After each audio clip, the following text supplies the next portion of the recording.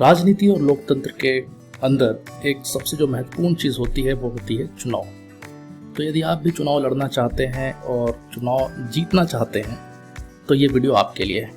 नमस्कार, मेरा नाम राजीव साहू है और मैं एक पॉलिटिकल लीडरशिप डेवलपमेंट एक्सपर्ट हूँ और आज के इस मास्टर क्लास में आपका स्वागत है, जिसका विषय है कैसे हम चुनाव की बेहतर तैयारी कर सकें ताकि चुनाव में हम जीत हासिल कर सकें। तो आइए देखते हैं बारी बारी से कि चुनाव की तैयारियों में हमें किन चीज़ों का ध्यान रखना चाहिए। सबसे पहला है कि आपको अपने क्षेत्र की पूरी समझ होनी चाहिए। आपके क्षेत्र में कितने गांव हैं, कितने शहर हैं, क्या आबादी है, किस तरीके के लोग हैं, कितने ऐसे हैं जो ग्रामीण क्षेत्र के लोग हैं, कितने ऐसे लोग हैं जो शासकीय सेवा में अपनी सेवाएं देते हैं, कितने स्टूडेंट्स हैं, कितने ऐसे लोग हैं जो मनरेगा में काम करते हैं, कितने स्पोर्ट्स क्लब हैं आपके यहाँ, कितने यूथ क्लब हैं, महिलाओं के कितने संगठन हैं। तो ये सारी जानकारियाँ आपको जुटानी चाहिए ताकि आपको अपने क्षेत्र की पूरी जानकारी हो सके और साथ ही साथ अपने क्षेत्र को आप अलग अलग भागों में विभाजित करिए, अलग अलग सेक्टर्स और जोन्स बनाकर उसे सबसे पहले लेवल पे हमें विभाजित करना चाहिए। दूसरी जो बात आती है कि अब आपने जो आंकड़े जुटाए हैं, अलग अलग तरीके के जो लोग आपके क्षेत्र में रहते हैं, इनके साथ आप संवाद कैसे स्थापित करें, कैसे इनके साथ आप रिलेशनशिप बिल्ड करें और कैसे आप अपनी पहुंच इन लोगों तक बनाएं, इसकी तैयारी आपको करनी चाहिए दूसरे स्तर पर। तीसरी जो बात है वो है टीम फॉर्मेशन। जैसे कि हम पहले भी बात कर चुके हैं, कोई भी काम खासकर राजनीति में आप अकेले नहीं कर सकते। आपका जो भी उद्देश्य है उसकी पूर्ति के लिए आपको अपनी एक अच्छी टीम बनानी होगी। तो आपके क्षेत्र के हिसाब से, आपके क्षेत्र के आबादी, उसके क्षेत्रफल के हिसाब से अलग अलग क्षेत्रों में आपको अलग अलग टीम का निर्माण करना होगा, जिससे कि आप वहाँ के लोगों तक पहुँचने में अपनी उस टीम का मदद ले सकें। साथ ही साथ आपके जो बहुत सारे काम होंगे चुनाव से पहले, उस काम के लिए भी हमें अलग अलग तरीके की टीम का निर्माण करना पड़ेगा। प्रचार कौन देखने वाला है, संवाद कौन देखने वाला है, आपके जो लीगल एस्पेक्ट्स है उसके ऊपर कौन ध्यान देंगे, आपके लिए जो रिसोर्स जनरेशन का काम है उसका काम कौन करेगा, गाड़ियों का काम कौन देखेगा और मीडिया का काम कौन देखेगा, सोशल मीडिया का काम कौन देखेगा। इस तरीके से अलग अलग तरीके की टीम का निर्माण आपको करना होगा। चौथा है कैंपेन मैनेजमेंट, यानी कि आपके प्रचार की तैयारी। तो जब हम चुनाव लड़ने की बात करते हैं तो एक सबसे अहम हिस्सा जो उसका होता है उसका प्रचार, कि एक कैंडिडेट की जो छवि है वो किस तरीके से लोगों तक पहुंचानी है और दूसरा जो कैंडिडेट होगा वो किस तरीके से इस पूरे समय के दौरान अपने जो प्रचार है उसको वो डिज़ाइन करेगा। आपके स्टिकर्स हैं, आपके बिल्ले जो हैं, आपके पोस्टर्स हैं, लोगों को देने के लिए पैम्पलेट हैं, आप जो समाचार पत्रों में विज्ञापन देंगे वो किस तरीके से होंगे, सोशल मीडिया पे किस तरीके से आप अपनी प्रचार करेंगे, आपके प्रचार के वाहन जो होंगे उसमें किस तरीके से आप पोस्टर्स डिज़ाइन करेंगे, आप अपने लिए जो लोक संगीत होते हैं उसके द्वारा कुछ गाने बनवा सकते हैं, वो किस तरीके से होंगे। तो प्रचार की पूरी जो तैयारी है, आपकी सभाएं कैसे होंगी, आपकी नुक्कड़ सभा आप कितने करोगे, किस तरीके से करोगे, तो ये जो प्रचार माध्यम है ये आपको पूरी तरीके से डिज़ाइन करना होगा, पहले से प्लान करना होगा। पांचवा है ईवीएम। चुनाव की बात आती है तो ईवीएम का जिक्र सबसे पहले आता है और ईवीएम ऐसी चीज़ है जिसको लेकर बड़ी शंकाएं होती हैं, तरह तरह की बातें होती हैं, लेकिन इस मशीन के बारे में कुछ चीज़ें हैं जो हर एक किसी को समझ आनी चाहिए। एक तो जो इलेक्शन कमीशन के प्रोसेस होते हैं कि ईवीएम कैसे अलॉट होते हैं, कैसे उसकी चेकिंग होती है, कैसे फिर वो चुनाव क्षेत्र में जाते हैं और कैसे उनकी चेकिंग होती है दोबारा। तो ये सारी प्रक्रियाओं के बारे में आपको बहुत अच्छे से जानकारी होनी चाहिए, साथ ही साथ आपकी टीम को भी बहुत अच्छे से इसके बारे में जानकारी होनी चाहिए। फिर होता है चुनाव आयोग के द्वारा दिए जाने वाले अलग अलग तरीके के फॉर्म। उदाहरण के लिए अगर आपके क्षेत्र में किसी को वोटर लिस्ट में नाम जुड़वाना है, उसके लिए एक अलग फॉर्म होता है। अगर आपके चुनाव क्षेत्र से कुछ लोग आपके क्षेत्र को छोड़कर चले गए तो उनका नाम कटवाने के लिए अलग फॉर्म होते हैं। आपके लिए जो पोलिंग एजेंट्स बनने हैं उनको पोलिंग एजेंट अपॉइंट करने के लिए अलग फॉर्म होते हैं। पोलिंग बूथ के अंदर अगर कोई गलत वोटर है उसको चैलेंज करना है आपको, तो आपके पोलिंग एजेंट्स के लिए एक अलग फॉर्म होता है वोट चैलेंज करने के लिए। अगर कोई गलत वोट डाल चला गया है और सही आदमी आ गया वोट डालने के लिए, उसको वोट डलवाने के लिए अलग फॉर्म होता है। वैसे ही अलग अलग तरीके के बहुत सारे फॉर्म होते हैं जिसके बारे में आपको जानकारी होना बहुत ज़रूरी है। इलेक्शन कमीशन के रूल्स। इलेक्शन कमीशन के नियम हर एक कैंडिडेट को, हर एक कार्यकर्ता को, आपकी टीम के लोगों को पता होना चाहिए, ताकि ऐसी कोई भूल चूक ना हो जिसके कारण इलेक्शन कमीशन का कोई नोटिस आपको मिल जाए। मॉडल कोड ऑफ कंडक्ट, इसको कहते हैं कि आदर्श आचार संहिता। तो चुनाव के पहले 1 या 1.5 महीने पहले चुनाव आयोग की तरफ से जो मॉडल कोड ऑफ कंडक्ट लगाया जाता है, इसके बारे में भी आपको पूरी जानकारी लेनी चाहिए, ताकि ऐसी कोई त्रुटि, ऐसी कोई भूल ना हो जिसके कारण आपके चुनाव पे कोई प्रश्न चिन्ह लग जाए। फिर जो 9वां पॉइंट है वो है कि इलेक्शन से पहले, इलेक्शन के डिक्लेरेशन से पहले, चुनाव की घोषणा से पहले ऐसे कौन से काम हैं जो आपको पहले कर लेने चाहिए। तो चुनाव में बेसिकली 3 भागों में डिवाइड कर सकते हैं उसे।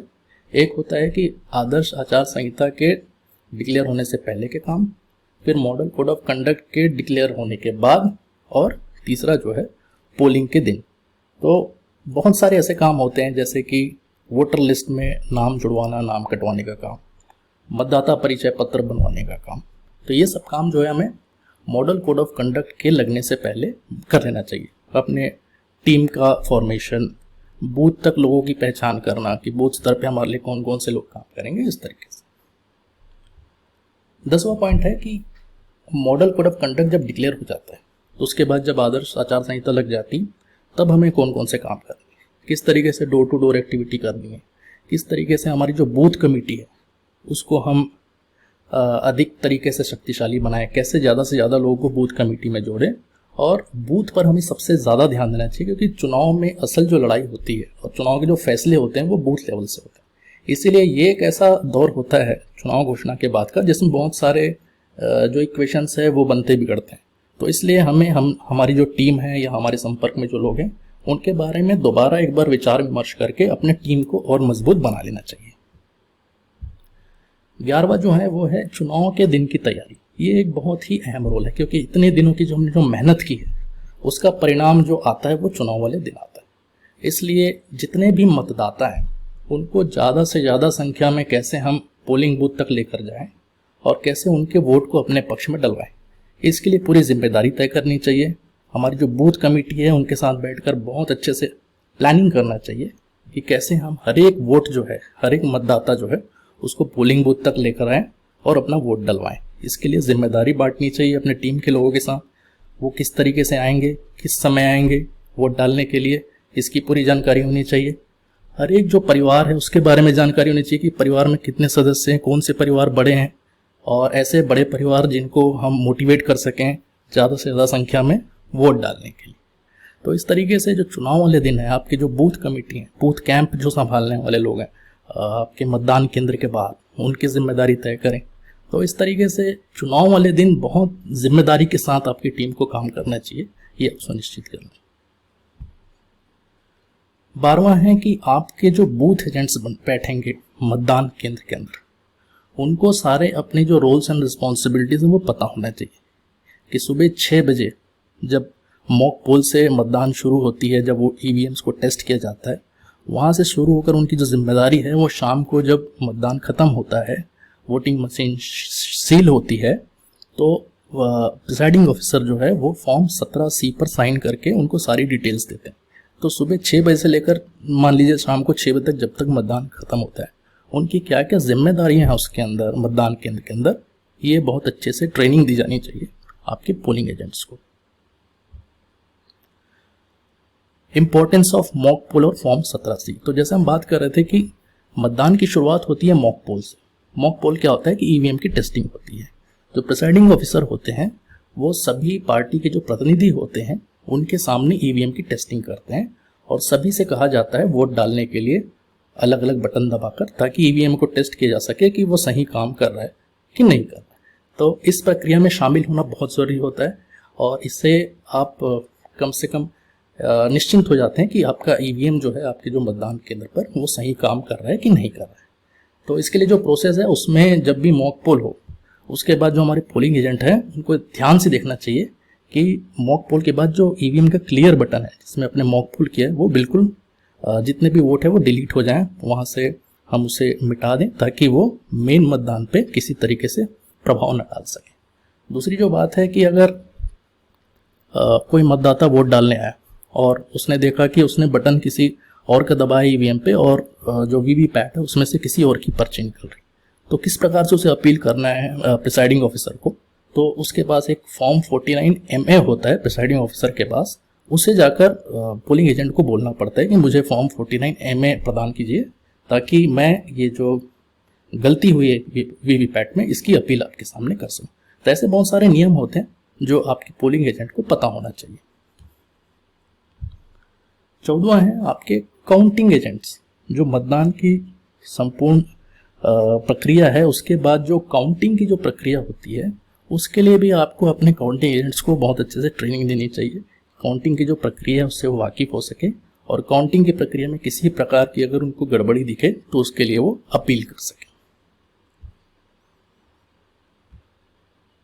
और काउंटिंग की जो पूरी प्रक्रिया है कि सबसे पहले सुबह 8 बजे जो पोस्टल बैलेट है वहाँ से मतों की गिनती शुरू होती है और 1 घंटे मतों की गिनती के लिए रखा जाता है। 9 बजे के बाद से कोई एक्स्ट्रा पोस्टल बैलेट आप टेबल पर लाकर नहीं रख सकते, अगर लाया तो आपको अपील करना चाहिए। फिर अलग अलग राउंड्स में वोटों की गिनती होती है और जो प्रिसाइडिंग ऑफिसर्स होते हैं वो बताते हैं सारे काउंटिंग एजेंट्स को कि कितने वोट इस वोटिंग मशीन से निकले हैं, तो उसको बहुत ध्यान से देखना है, उनकी गणना करनी है और इस बीच अगर कोई भी आपको दिक्कत लगती है तो उसकी अपील करनी चाहिए। तो अपील के अलग अलग फॉर्म्स होते हैं, वो सारे फॉर्म्स जो हैं उसके बारे में पता होनी चाहिए और पूरी तैयारी के साथ आपको काउंटिंग एजेंट्स को भेजना चाहिए। तो साथियों, ये 15 प्रक्रिया थी जो हमें ध्यान रखना चाहिए इलेक्शन मैनेजमेंट की तैयारी के लिए। तो अगर आप भी इन छोटी छोटी चीज़ों का ध्यान रखें तो आने वाले चुनाव में बेहतर तरीके से परफॉर्म कर सकते हैं और आपकी तैयारी में जो आपने मेहनत लगाई उसका नतीजा आपको जीत के रूप में मिल सकती है। तो मुझे उम्मीद है कि ज़रूर आपके लिए ये काफ़ी लाभदायक होगा आगे अगर आप चुनाव लड़ना चाहते हो। और साथियों, मैं ये क्यों कर रहा हूँ, क्योंकि मेरा लक्ष्य है आने वाले समय में 1 लाख युवा नेताओं की मदद करना, एक अच्छा राजनीतिज्ञ बनने में, एक अच्छा नेता बनने में, जो अपने लोगों के लिए, समाज के लिए, देश के लिए और इस लोकतंत्र की मजबूती के लिए असल में जो काम करना चाहते हैं और एक अच्छा नेता बनकर हमारे देश की लोकतंत्र को मजबूती प्रदान करें। इसलिए मेरा उद्देश्य है कि ऐसे लोगों की हम मदद करें। तो अगर आप भी इस तरीके की सोच रखते हैं और हमसे जुड़ना चाहते हैं तो आपका स्वागत है।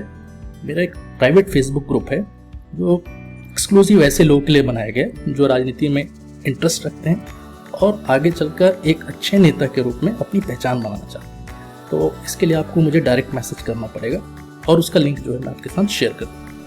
अगर इस वीडियो को आप फेसबुक पर देख रहे हैं तो ज़रूर लाइक करिए, अपने दोस्तों के साथ शेयर करिए ताकि ज़्यादा से ज़्यादा लोग इस वीडियो का लाभ ले सकें। अगर आप इस वीडियो को यूट्यूब में देख रहे हैं तो ज़रूर लाइक कीजिए, चैनल को सब्सक्राइब कीजिए और इस वीडियो के बारे में अपना जो बहुमूल्य फीडबैक है वो ज़रूर दें ताकि हमें समझ आए कि इस वीडियो के बारे में आपकी क्या सोच है।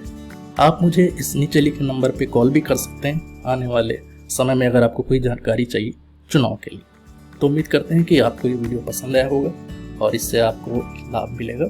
फिर से मुलाकात होगी। नमस्कार, धन्यवाद।